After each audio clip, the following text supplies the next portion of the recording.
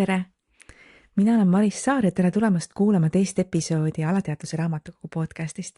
Alateadvuse Raamatukogu podcast on mõeldud selleks, et sulle tutvustada, mis asi see alateadvus on, kuidas see toimib, just läbi minu enda isikliku vaate.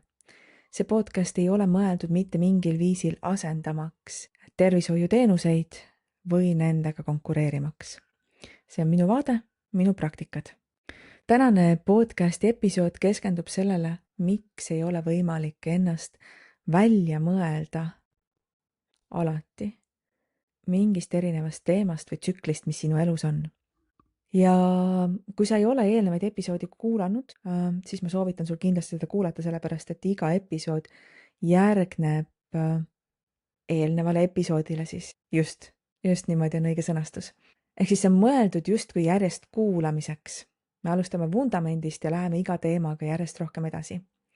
Kui me eelmises podcastis rääkisime sellest, mis asi on see alateadvuse raamatukogu ning kuidas sa saad kuidas sa saad korrakski vaadelda või mõelda selle peale, et millises vanuses sinu erinevaid alateadlikke raamatuid kirjutab ja sinna just episoode kokku loob, siis see episood on sellesama toetamiseks. Väga palju ma kuulen oma klientide käest seda lauset, et jaa, ma tean seda lahendust, aga ma ei tee seda ikkagi. Kui sina ennast praegu ära ka tunned, siis ma tahan sulle seda öelda, et sa ei ole midagi valesti teinud. Sa tegelikult teed kõike õigesti ja ega see ei olegi kõige lihtsam teema ennast kuskilt justkui välja mõelda. Nimelt meie aju on harjunud ühte sama tsüklit järjest käima, üha jälle ja jälle ja jälle.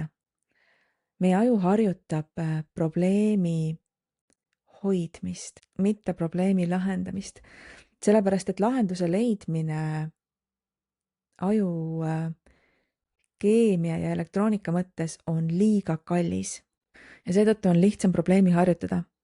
Ning seetõttu, kui sa mõtled ise ja üksi mingit probleemi lahendust, siis tihti ei jõuta üksi selle lahenduseni ise.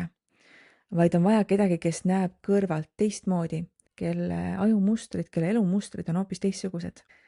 Ja seetõttu on väga hea tööriist coaching või vestlus inimesega, kes teab, kuidas hoida ruumi ja kuidas küsida neutraalseid küsimusi, mis võib viia omajagu kordades lahendusteni.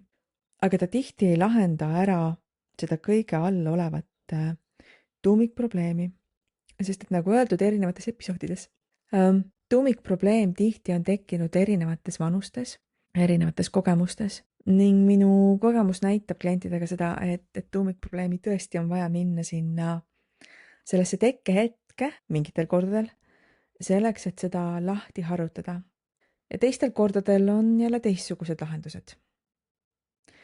Aga tuleme tagasi siia läbimõtlemise peale. Kui sa mõtled minuga korraks kaasa ja mõtled selle peale, et kui sa sama asja läbi mõtled ja sinu aju harjutab ainult selle probleemi mõtlemist, ta ei harjuta lahenduse mõtlemist, ta harjutab selle oma probleemi uuesti ketramist. Samates tsüklites, samades harjumuspärastes viisides ja mõtetes, siis väga paljudel on selle juures veel lisaks tunne, et ma pean seda kõike tegema üksi, ma pean ise hakkama saama, sellepärast et hambad ristis, minu vanemad ja esivanemad ja kõik said üksi hakkama.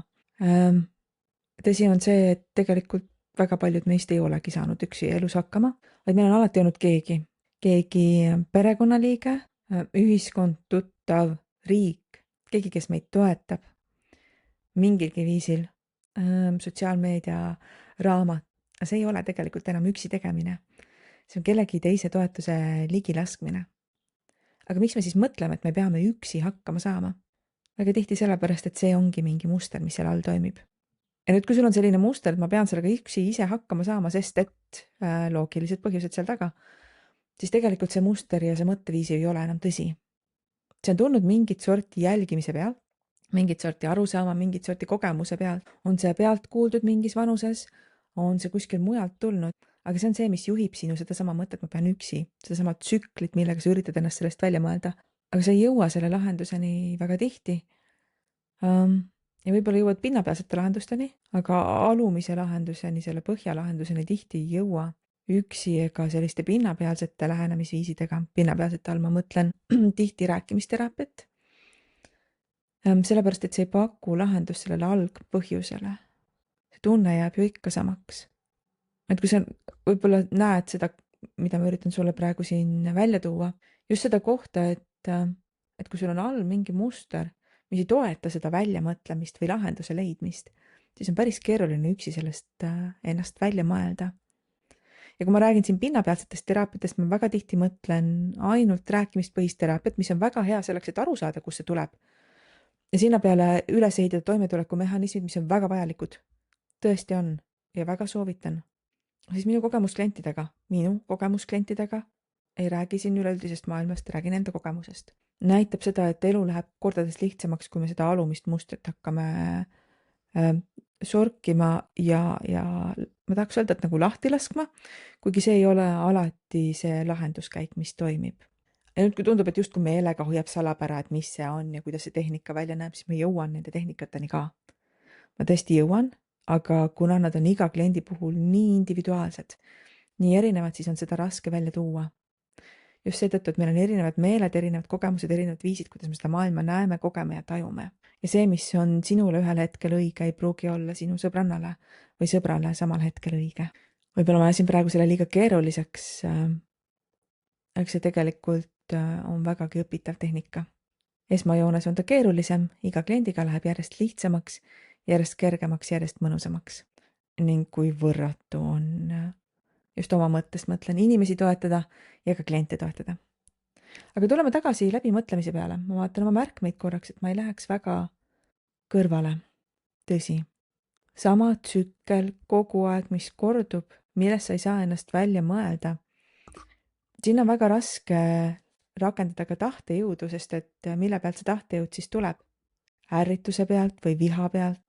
Ja ma võtan need 20 kilo alla. Lähen vihaga. Teised teevad, ma teen ka. Saab. Muidugi saab, pole küsimustki.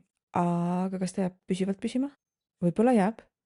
Ja sa oled suutnud läbi harjumuste muutmise selle ära muuta fantastiline 10-10. Super. Väga paljud inimesed seda teha ei saa. Ja tõenäoliselt osa nendest inimestest kuulab ka seda podcasti siin praegu. Ütleme, et ei lähe viha ja tahtejõuga peale. Lähen peale näiteks ärritusega. Väga hea tagantlükkav jõud või hirmuga, et nüüd ma lahendan selle ära, sest et muidu. Aga jällegi ühel hetkel hakkab turvaline, hakkab hea, kas siis see muster kordub jälle. Et kui me proovime ennast välja mõelda ja teha seda üksi, siis mulle tundub, et me tihti ei jõua kõige paremini selle lahenduseni, sest et me mõtleme sama teed pidi, meil on ju samad mustrid, samad neuroühendused, kogu aeg käib sama tsükkel. Keegi hoiab ruumi, loen mõnda raamatut, saan uusi ideid. Teine lugu, tõenäoliselt on võimalik seda juba muuta, aga tihti selleks, et see muutus juba esmasel tasandil toimuks, sügavamalt toimuks, on vaja mingit sorti teisenenud teadvuse tasandit, lõdvestust, meditatiivset, hüpnootilist transiseisundit. Selleks, et maailm ümberringi jääks natuke rohkem tasa ja me saaksime kuulata ennast rohkem. Selleks ju sellised hüpnoosilaadsed tehnikad ongi loodud. Siin hakkab väga palju mängima ka see, kes on sinu terapeut ja kuidas ta oskab sind kuulata, kuidas ta oskab sinust päriselt aru saada ja kas ta saab selle mustriga sügavuti kätte ja kas sa oled valmis seda lahti laskma. Aga see ei ole enam nii palju seotud selle läbimõtlemise ja väljamõtlemisega, kuivõrd tõesti sügavamale minekuga. Järgmises episoodis vaatame natukene lähemalt erinevaid mustreid, mis kipuvad tagasi tulema. Aga me tõesti vaatame esialgu neid lähemalt, sellepärast et iga mustri kohta hakkab tulema sügavam episood järgnevatel nädalatel. Väike reklaamiminut ka juurde. Kui sa lähed marissaar.com/et, siis sa leiad sealt erinevaid kursuseid ja erinevaid lindistusi, mis saavad sind toetada.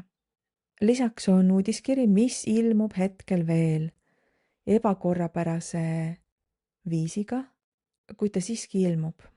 Ma tegin selle podcasti siia selleks, et sind toetada, aga ma tean, et tõsine toetus, tõeline toetus hakkab pihta kursuste ja lindistuste sees. kus Maris saab sinuga olla veel rohkem. Ning üks-ühele toetused suvel on saadaval veebi teel, veebisessioonidena. Veebisessioonidena seetõttu, et mind väga tihti ei ole Eestis. Olen ringi reisimas, olen ringi rändamas, aga veebi teel sessioonid on tihti minu meelest paremadki kui kohapealsed, sellepärast et sa saad olla oma turvalises kodus. Ja see ruum, mis ma loon, tuleb ka läbi interneti sulle kohale. See tunne, see olek. Reklaamiminutid on läbi ning ma loodan, et sa tuled ka kuulama järgmist episoodi, kus me teeme juttu natukene rohkem erinevatest mustritest, mis tulevad järjest rohkem sulle tagasi. Mina olen Maris Saar ning kohtume järgmises episoodis.